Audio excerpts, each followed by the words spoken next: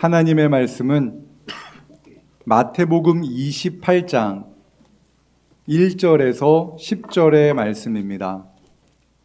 안식일이 다 지나고 안식 후 첫날이 되려는 새벽에 막달라 마리아와 다른 마리아가 무덤을 보려고 갔더니 큰 지진이 나며 주의 천사가 하늘로부터 내려와 돌을 굴려내고 그 위에 앉았는데 그 형상이 번개 같고 그 옷은 눈같이 희거늘 지키던 자들이 그를 무서워하여 떨며 죽은 사람과 같이 되었더라.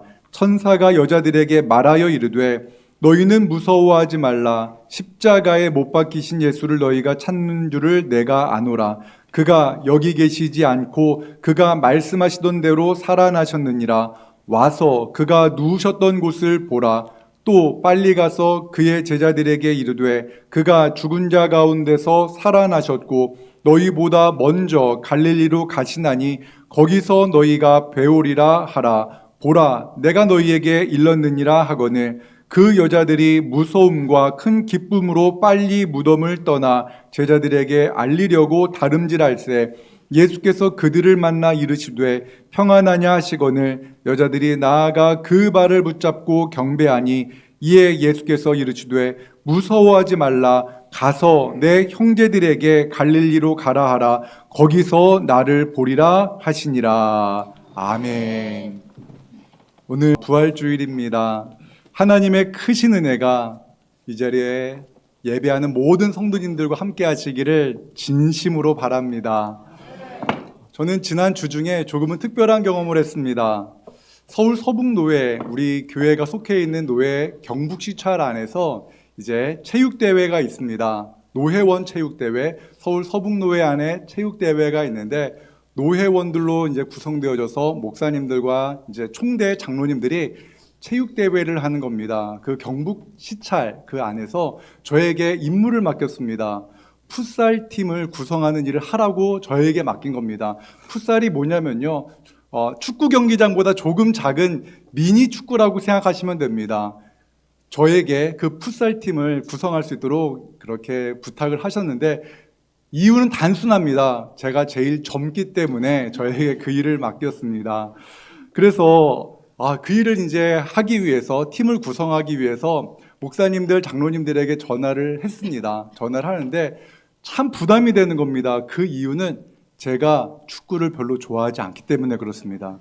저는 젊기 때문에 목사님들에 비해서, 다른 목사님들에 비해서 젊기 때문에 그 풋살 경기를 뛰어야 하는데 막상 제가 기뻐하지 않고 제가 좋아하지 않는 그 풋살 경기에 목사님 함께 해 주십시오라고 이렇게 전화드리는 것이 상당히 부담스러웠습니다. 그런데 몇몇 분에게 전화를 하다가 한 목사님께서 이런 말씀을 하시는 겁니다.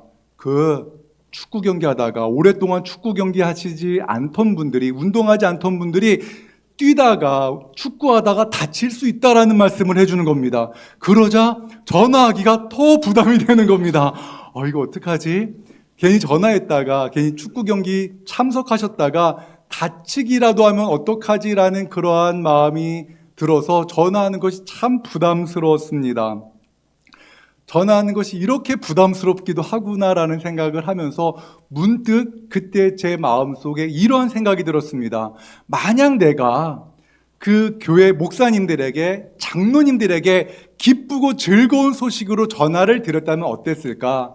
목사님 교회에 그 문제 있잖아요. 해결하기 어려웠던 그 문제를 하나님께서 이런 방법으로 해결해 주신다고 저에게 말씀해 주셨습니다라는 그 메시지를 드리기 위해서, 알려드리기 위해서 제가 전화를 했다면 얼마나 기뻤을까요? 그 장로님께서 사업상 어려운 일이 있었는데 그 장로님께서 그 기도하고 기도 부탁했던 그 기도가 저를 통해서 하나님께서 이렇게 그 사업의 문제를 풀어주시겠다는 그 응답을 저에게 말씀해 주셔서 제가 그 일을 알려드리기 위해 그 장로님께 전화드렸다면 제가 얼마나 기뻤겠습니까? 그렇죠?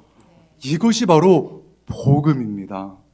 기쁜 일로 누군가에게 그 기쁜 일을 전할 때 느끼는 그 감격, 내게도 기쁘고 그에게도 기쁜 그 일이 바로 복음인 것입니다. 로마서 1장 16절의 말씀에 복음이 무엇인가에 대해서 이렇게 말씀하고 있습니다. 우리 함께 같이 로마서 1장 16절의 말씀 읽겠습니다.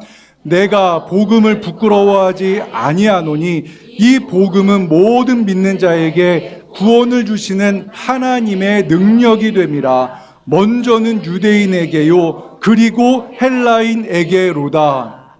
아멘. 사도 바울은 복음으로 말미암아 그 인생이 완전히 변화되어졌습니다. 죄인에서 하나님의 백성이 되는 놀라운 은혜를 경험한 겁니다. 멸망의 자식에서 구원의 자식으로 구원을 받은 백성으로 변화되어진 그 복음을 사도 바울은 기쁨과 감격으로 이방인들에게 그 복음을 전했습니다.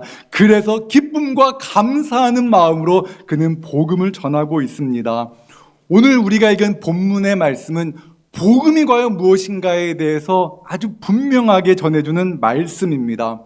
갈릴리로부터 여인들이 예수님을 따라왔습니다. 지난 주일에 우리가 살펴보았던 것처럼 종려나무 가지를 흔들면서 호산나 다윗의 자손이여 이스라엘의 왕으로 오시니여 아멘 외치던 그 많은 사람들 중에 이 여인들이 있었습니다. 그런데 그 여인들은 예수님께서 십자가에 달려 물과 피를 흘리면서 죽으시는 그 모습을 보았습니다. 너무나 슬펐습니다. 너무나 절망했습니다. 그래서 그 여인들이 무언가 준비했습니다. 예수님의 죽으심, 그 죽으심을 위해서, 예수님의 시체를 위해서 그들이 준비한 것이 있습니다. 마가복음 16장 1절의 말씀 세번역 성경으로 함께 읽겠습니다.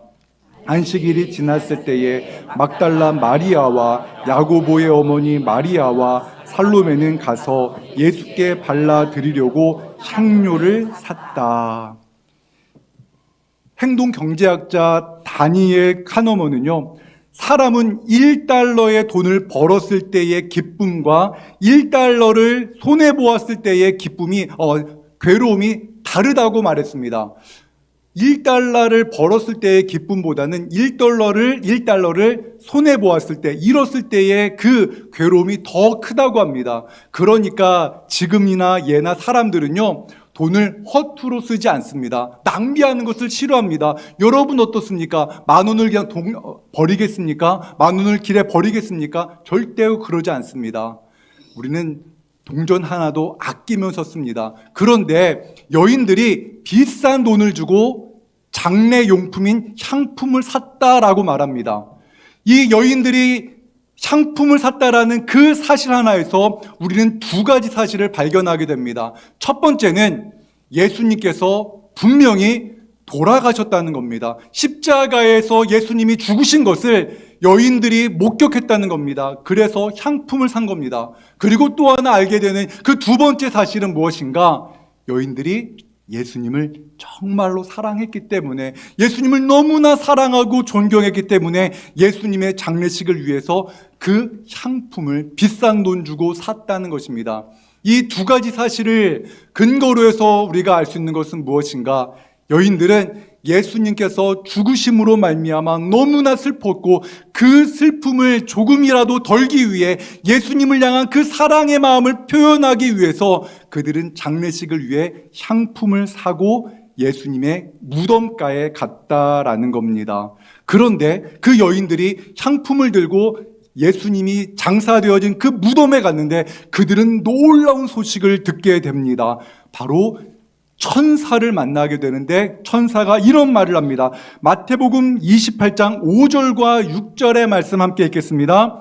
천사가 여자들에게 말하여 이르되 너희는 무서워하지 말라. 십자가에 못 박히신 예수를 너희가 찾는 줄을 내가 아노라.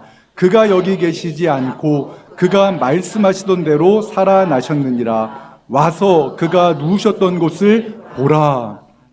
여인들이 무덤에 도착했을 때 지진이 나고 무덤을 막고 있던 돌이 굴러지고 하늘로부터 천사가 내려온 것을 보았습니다. 너무나 놀란 사람들이 죽은 자와 같이 되었다라고 성경은 말합니다. 천사가 여인들이 찾는 그 예수님, 그 예수님의 시신이 이곳에 없다라고 말합니다.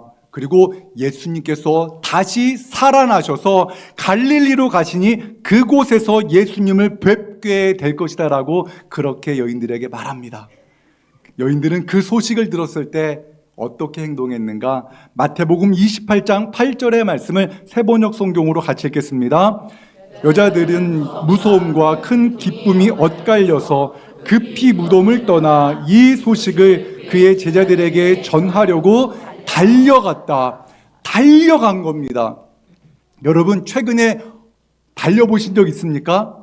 아마 버스 놓쳐가지고 달리시는 분 계실지 모릅니다. 막 달려가다가 넘어지시는 분들 계시더라고요. 체육대회 때요, 너무 오랜만에 달리기를 하면요, 마음은 앞섰는데 다리가 쫓아오지 못해서 넘어지는 분들이 종종 있습니다. 이 여인들이 그랬을 겁니다. 달려보지 않습니다. 웬만하면 달리지 않습니다. 걸을 수도 있었습니다. 그런데 이 여인들이 들은 그 놀라운 소식, 예수님께서 죽었다고 생각했던 예수님께서 살아나셨다라는 이 기쁨의 소식을 들었을 때 그들은 천천히 느긋느긋하게 걸을 수가 없었습니다. 여인들은 달렸습니다. 누구를 향해 달렸는지 아십니까?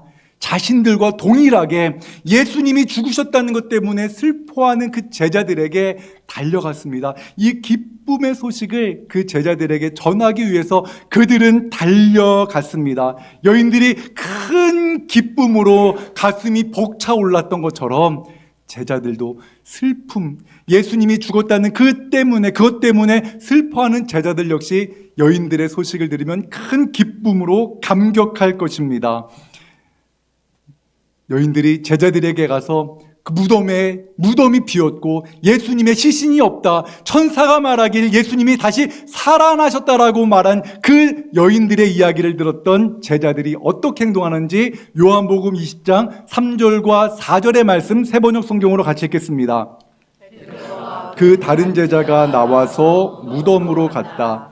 둘이 함께 뛰었는데 다른 제자가 베드로보다 빨리 달려서 먼저 무덤에 이르렀다. 아멘. 달려온 여인들에게 예수님의 그 부활 소식을 들었던 제자들, 그들은 그 빈 무덤이 궁금했습니다. 정말 예수님이 장사되었던 그 무덤이 비었단 말이야? 여인들이 달려갔던 것처럼 제자들도 달리기 시작합니다. 여러분, 나를 달리게 만든 그 소식은 그 사람도 달리게 하는 능력이 있습니다. 여러분 그런 경험 있을 겁니다. 여러분이 너무나 속이 아프거나 어깨가 아프거나 허리가 아프거나 그래서 너무나 오랫동안 고통당했는데 어느 병원에 가서 그 병이 치료되면 어떻게 됩니까? 너무나 좋습니다. 그리고 내가 아팠던 그 부위로 고통당하는 사람이 있으면 어떤 말을 합니까? 그 병원 가보라고, 저기 소망 한의원 가보라고, 놀랍게 치료되어진다라고 이렇게 이야기해 줍니다. 그렇죠. 그 병원 가면 다 낫는다라고 이렇게 이야기하면서 그가 갈 때까지, 그 병원 갈 때까지 이렇게 이야기를 하는 것, 이것이 바로 복음의 능력입니다. 예수 그리스도의 부활, 그 부활은 실제 있었던 일입니다. 그런데 역사적 사실을 우리가 알았다고 해서 그 역사적 사실이 우리를 변화시키는 것은 아닙니다. 팀 켈러 목사님은 그의 책에서 이렇게 말합니다. 율리우스 카이사르가 BC 49년에 루비콘 강을 건넌 일을 믿으나 믿지 않으나 우리의 삶은 변화되지는 않습니다. 하지만 예수님의 부활의 역사성을 믿으면 당신의 삶은 송두리째 달라질 수 있습니다. 왜 그렇습니까? 부활하신 예수님, 그 부활하신 예수님이 역사적으로 진정 부활했다라는 것을 믿으면 우리의 삶은 지금도 부활하셔서 우리의 인생의 주관자가 되시고 우리의 부활을 약속하신 예수님이 우리와 함께 계시기 때문에 우리의 삶은 완전히 변화되어질 수 있다라는 것입니다. 여러분이 부활하신 예수님을 언제 만나셨습니까? 실패와 낙심 속에서 주님을 만나 새로운 삶을 살게 되었습니까? 그렇다면 실패와 낙심에 사로잡혀 있는 사람에게 복음을 전하면 그 실패와 낙심을 당하고 있는 사람의 인생도 변화되어집니다. 육신의 연약함으로 인하여서 고통당하는 중에 부활하신 예수님을 만남으로 여러분의 육신의 질병이 회복되어졌습니까? 그렇다면은 그 육신의 질병을 당하고 고통당하고 있는 그 사람에게도 부활하신 예수님께서 치유의 하나님이 되실 줄로 믿습니다. 저는 개인적으로 청년 시절에 예수님을 만났습니다. 절망과 슬픔, 낙심과 희망이 없는 그 청년의 시기, 미래가 두렵고 내가 어떻게 살아야 되나 두려움이 몰려올 그때에 예수님을 만났을 때 상황이 변화되어지지는 않았습니다. 그러나 예수 그리스도께서 내 인생을 주관하신다는 그 믿음 때문에 미래에 대한 두려움이 사라졌습니다. 마음의 평안함이 왔습니다. 그렇기 때문에 청년의 때에 미래가 불안하고 내가 내 미래를 어떻게 살아가야 되는가 그 두려움 있는 청년들 때에 청년의 시기에 예수님을 믿으면 진정한 평안함, 내 인생을 인도하시는 주님께서 우리의 인생을 변화시키실 줄로 믿습니다. 부활하신 예수님은 어떠한 분이십니까? 부활의 기쁜 소식이 필요한 사람에게 찾아가시는 분이십니다. 제자들이 열심히 달려가서 빈 무덤을 보았으나 예수님을 만나지는 못했습니다. 그런데요, 중요한 것은 이것입니다. 부활하신 예수님은 부활의 감격이 필요한 사람들을 찾아가시는 분이라는 놀라운 사실을 믿으시기 바랍니다. 그 슬픔과 또한 그 아픔 가운데서 부활하셨다는 예수님의 소식을 듣고 달려가던 여인들 앞에 예수님이 나타나셔서 그들에게 평안을 주셨습니다. 그리고 나는 예수님을 직접 내 눈으로 보기 전에는 예수님의 못 박힌 그 손의 못자국을 보고 만지기 전에는 예수님께서 창에 찔린 그 옆구리를 보고 만지기 전에는 예수님을 절대로 믿을 수 없다라고 분명히 말한 그 도마에게 예수님은 친히 찾아가십니다. 찾아가시는 분이 우리 주님이십니다. 요한복음 20장 27절과 28절의 말씀 함께 같이 읽겠습니다. 도마에게 이르시되 내 손가락을 이리 내밀어 내 손을 보고 내 손을 내밀어 내 옆구리에 넣어보라. 그리하여 믿음 없는 자가 되지 말고 믿는 자가 되라. 도마가 대답하여 이르되 나의 주님이시요 나의 하나님이시니이다. 아멘. 우리가 예수님 만나고 싶습니다라고 아무리 무언가를 한다 하더라도 주님이 찾아오시지 않으면 우리는 주님을 만날 수가 없습니다. 사랑하는 여러분, 우리가 주님을 만나기 원할 때 우리 주님은 우리를 찾아오시는 분이심을 믿으시기 바랍니다. 부활을 믿지 못했던 도마가 예수 그리스도를 만난 후에 어떠한 고백을 합니까? 예수님은요, 그와 비슷한 나이였습니다. 유대인 남자는 오직 하나님 한 분만을 하나님이라고 고백하는 그러한 믿음을 가진, 그러한 유일신 사상을 가진 그러한 사람들이 바로 유대인이었습니다. 그리고 그 도마가 어떻게 말을 합니까? 도마가 이렇게 말합니다. 나의 주님, 나의 하나님, 이렇게 고백을 합니다. 여러분, 도마가 이러한 고백을 했다는 것은 예수님이 진정 살아나셨다는 것을 분명히 말하는 것입니다. 저는 우리 진지동교에 속해 있는 모든 청년들과 모든 성도들과 모든 어린이들이 예수 그리스도를 만남으로 말미암아 나의 주님, 나의 하나님, 이러한 고백을 하는 그러한 은혜가 있기를 주님의 이름으로 축원합니다. 여인들을 찾아가셨던 예수님, 또한 도마를 친히 찾아가셨던 주님, 그 주님은 부활하셨고 지금 우리와 함께 하시는 하나님이십니다. 오늘도 우리 주님은 우리에게 찾아오셔서 말씀하십니다. 내가 너를 사랑하노라. 내가 너를 위하여 십자가에서 죽음으로 말미암아 너의 모든 죄가 용서되었느니라. 하나님이 세상을 이처럼 사랑하사 독생자를 주셨으니 이는 그를 믿는 자마다 멸망하지 않고 영생을 얻게 하려 하심이라. 우리 주님 말씀하십니다. 큰 슬픔 가운데, 큰 고통 가운데 여러분이 있습니까? 부활하신 주님을 만날 때 우리의 인생에 진정한 평안과 진정한 큰 기쁨이 충만할 줄로 믿습니다. 지난 주 중에 한 성도님께서 목사님, 부활하신 예수님을 이 지역 주민들에게 전하고 싶습니다. 전도용품은 제가 제공하겠습니다라는 그러한 이야기를 들었습니다.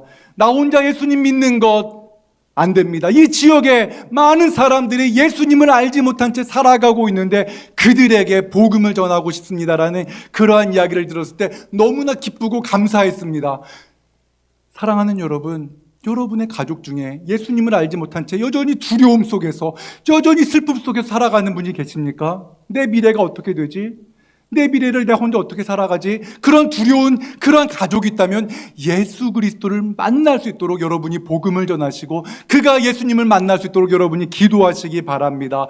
우리 주님께서 여인들에게 말씀하셨을 때 여인이 달려갔고 제자들이 달려와서 그 복음이 전파되어져서 이 조선 땅에까지 온 것 아닙니까? 사랑하는 성도 여러분, 이제 우리가 그 복음을 들고 달려나가야 합니다. 예수 그리스도를 알지 못한 채 큰 슬픔 가운데 살아가는 그 성도들에게 우리가 복음을 전하는 은혜가 있기를 주님의 이름으로 축원합니다. 주님은 지금도 우리에게 복음을 들려주십니다. 우리의 마음의 문을 두드리십니다. 요한계시록 3장 20절의 말씀 우리 함께 같이 읽겠습니다. 볼지어다 내가 문 밖에 서서 두드리노니 누구든지 내 음성을 듣고 문을 열면 내가 그에게로 들어가 그와 더불어 먹고 그는 나와 더불어 먹으리라. 아멘. 2000년 전에 제자들에게 찾아가셔서 사도 바울의 마음의 문을 두드리시고 그의 눈을 잠시 볼 수 없게 만들어주시고 귀를 열어주셨던 그 예수 그리스도께서 지금도 우리에게 말씀하고 계십니다. 문을 열라 말씀하십니다. 내가 너와 함께 먹고 싶노라. 내가 너에게 놀라운 은혜를 베풀기 원하노라. 내가 너의 인생을 주관하기 원하노라. 너의 두려움과 그 슬픔을 내가 이제 평안으로 바꾸어 주기 원하노라. 우리 주님 말씀하십니다. 사랑하는 여러분, 우리가 그 놀라운 은혜를 경험하기 위해 해야 될 것이 무엇입니까? 예배입니다. 오직 주님 영광 받아 주시옵소서. 주님을 찬양하며 주님께 나아갈 때 주님께서 우리의 삶을 변화시켜 주실 것입니다. 우리로 하여금 달려가게 만들어 주실 것입니다. 이것이 사명받은 자의 기쁨이요, 이것이 부활을 경험한 사람들이 기쁨과 감격 속에 살아가는 삶의 모습인 줄 믿습니다. 사랑하는 성도 여러분, 우리 주님께서 오늘도 지금 이 순간에도 우리와 함께 하심을 믿으시기 바랍니다. 부활의 감격이 넘치는 우리 진지동 교회를 통하여서 하나님께서 우리 가정을 변화시키시고 이 지역을 변화시키는 놀라운 은혜가 있는 2024년 한 해가 되기를 주님의 이름으로 축원합니다. 하나님 아버지, 지금 이 시대 우리가 사는 대한민국에는 절망과 슬픔과 두려움밖에 없습니다. 하나님, 이 땅을 살아가는 주님의 귀한 백성들도 때때로 낙심하고 절망합니다. 하나님, 이러한 우리에게 부활의 감격이 새로워지는 은혜가 있게 하여 주시옵소서. 부활의 감격으로, 부활의 기쁨으로 살아가는 우리 모두가 되게 하여 주시옵소서. 하나님, 부활하신 주님이 우리의 인생을 변화시켜 주시고 변화되어진 우리가 여인들이 달려갔던 것처럼, 제자들이 달려갔던 것처럼 우리도 부활의 감격으로 달려가는 인생, 예수 그리스도의 그 큰 기쁨으로 충만한 삶을 살아가게 하여 주시옵소서. 예수 그리스도의 이름으로 기도하옵나이다. 아멘.